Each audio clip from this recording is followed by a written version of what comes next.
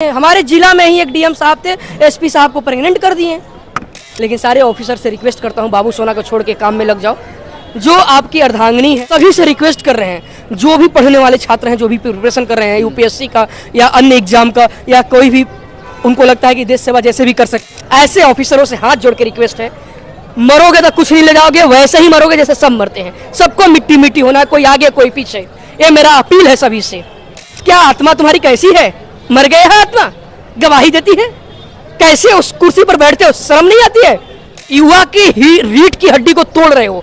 तुम ये मत भूलो कि रीढ़ की हड्डी युवा को नहीं तोड़ रहे हो, बस कि इस देश की रीढ़ की हड्डी को तोड़। इस तरह का जो भी आईएएस आईपीएस बनी है, चलो वो तो बात अलग है, पर यहाँ पर जो स्टूडेंट आते हैं वो भी कहीं ना कहीं भटकाव की तरफ पड़ जाते हैं, और जो सर्विस में है वो भी कहीं ना कहीं मतलब मानी ये लड़कियाँ ये सब के पीछे भी पड़ जाते हैं। मोस्टली बाबू सोना में आज काफ़ी सारे ऑफिसर जो सेलेक्टेड हैं वो बाबू सोना में लगे हुए हैं। मैं ये चीज़ें देखता हूँ, कई लड़कियाँ जो यहाँ रहती हैं चीज़ें, उनको कई लोग से मिलता हूँ, खुद बोलती है कि नहीं, एक मेरे भैया हैं, भैया कोई बोलती है, कोई दोस्त बोलती है कि ये ऑफिसर हैं तो ये सपोर्ट करते हैं चीज़ें, वो सब खुल के कई सारी चीज़ें आप सबको अंडरस्टूड है, कुछ चीज़ें सब समझता है, मतलब सपोर्ट करते हैं। क्या बात, बहुत सारे सीन हैं, अब वो समझ रहे हो। मोस्टली बाबू सोना में लिप्त है ऑफिसर लोग। कई लोगों का बात आती भी है कि भाई ऑलरेडी मैरिड था, फिर भी किसी और के करीब था, फिर वो प्रेग्नेंट हो गई, बेबी हो गया, उसके बाद उससे शादी करने के लिए दबाव बना गया, मामला कोर्ट में गया, 2 साल के लिए सस्पेंड हुआ, फिर आया। ऐसे तो कई सारे हमारे जानने में ऑफिसर्स हैं, आईपीएस ऑफिसर हैं,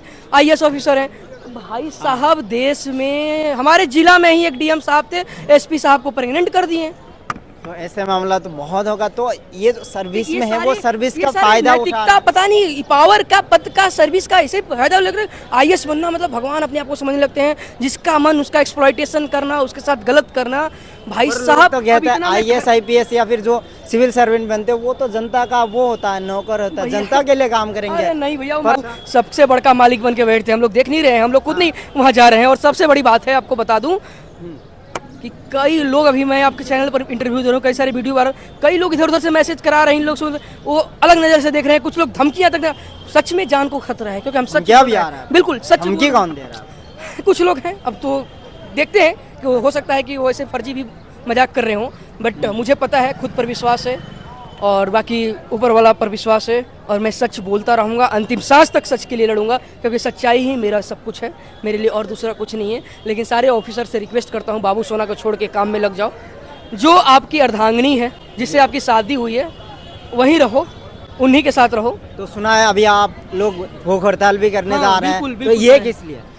बिल्कुल, आप हर कोई एग्जाम आज सही से नहीं हो पा रहा है। अब तो यूपीएससी में भी इतने बड़े स्कैम हो गए, हर एग्जाम में फर्जी। सेंटर पर जाओ, रात रात भर जगते हुए, ट्रेनों में धक्का खा कर कोई बाथरूम में बैठ के जाता है एक दूसरे पर चढ़ के, और जैसे ही वहां सेंटर पर पहुंचो पता चलता है पेपर लीक हो गया, या पेपर देकर जैसे रास्ते में आ रहे हो, अभी आधे रास्ते नहीं पहुंचे हो, पेपर लीक हो गया। ये तो एकदम बिल्कुल पेपर लीक वाला मामला या स्कैम वाला मामला कॉलेज यूनिवर्सिटी से छोड़ के अब पीसीएस लेवल का, यूपीएससी लेवल का एग्जामों में होने लगा है। तो आप समझ सकते हो कि देश किस तरफ जा रही है, यह राष्ट्र किस तरफ जा रहा है। और राष्ट्र के निर्माण में वो युवा ही होता है। पेपर कौन देता है, परीक्षा कौन देता है? युवा देता है। तुम युवा की रीढ़ की हड्डी को तोड़ रहे हो। तुम ये मत भूलो कि रीढ़ की हड्डी युवा को नहीं तोड़ रहे हो, बस कि इस देश की रीढ़ की हड्डी को तोड़ रहे हो। इस देश की रीढ़ की हड्डी तोड़ रहे हो। अब सोचो, इससे देश कितना पीछे चला जाएगा, आप सोच लीजिए कितना पीछे चला जाएगा। सोचने वाली बात है। सभी से रिक्वेस्ट कर रहे हैं, जो भी पढ़ने वाले छात्र हैं, जो भी प्रिपरेशन कर रहे हैं यूपीएससी का या अन्य एग्जाम का, या कोई भी उनको लगता है कि देश सेवा जैसे भी कर सकते हैं, पूरा ईमानदारी से करो यार। एक ही बार जीवन मिला है, सबको मिट्टी मिट्टी होना है, कोई आगे कोई पीछे, सबको इसी मिट्टी में मिलना है। कोई यहाँ से कुछ नहीं ले जाएगा। कोई सोना नहीं खाता है, वही रोटी खाता है, वही अनाज खाता है, सबको मिट्टी, वही कपड़े पहनता है। क्या मतलब है तुम्हें नौटंकियाँ करने का, थू थू करने का? तुम पाप करोगे, तुम्हारा बेटा पोता भुगतेगा, मजे लेगा, उसके बाद तुम भुगतोगे बुढ़ापे में। ऐसा कर्म क्यों कर रहे हो? ईमानदारी से जियो, ईमानदारी का रोटी खाओ, और जिस काम के लिए तुमको चुना गया है वही करो, ना कि कभी आईएएस बनने चल गए, कभी हीरो बनने चल गए, कभी पॉलिटिशियंस बनने चले गए। यार, जो ऊपर वाले ने तुम्हें चुना है उसी में लग जाओ। और फर्जी तरीके से क्या करोगे? क्या आत्मा तुम्हारी कैसी है? मर गए है आत्मा, गवाही देती है। कैसे उस कुर्सी पर बैठते हो, शर्म नहीं आती है? यही मेरा मैसेज है, सारे युवाओं से अपील है कि यार नैतिकता पालो, मेहनत करो, ईमानदारी से करो।